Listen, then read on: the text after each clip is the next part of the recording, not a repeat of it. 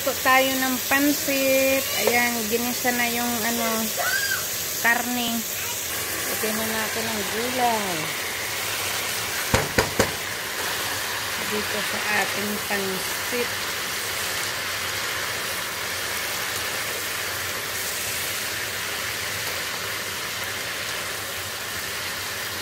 Hotcook lang to mga kabayan. Salin na natin yung gulay. Natin ng nor. Ito yung ating sabaw sa pansit. Lagay akong paminta. Ito yung pansit ko mga kabayan. Mas masarap yung pansit sa atin. Dahil walang pansit canton, ito na lang. Ramen ilagay ko. Na natin. Ang ating pansit.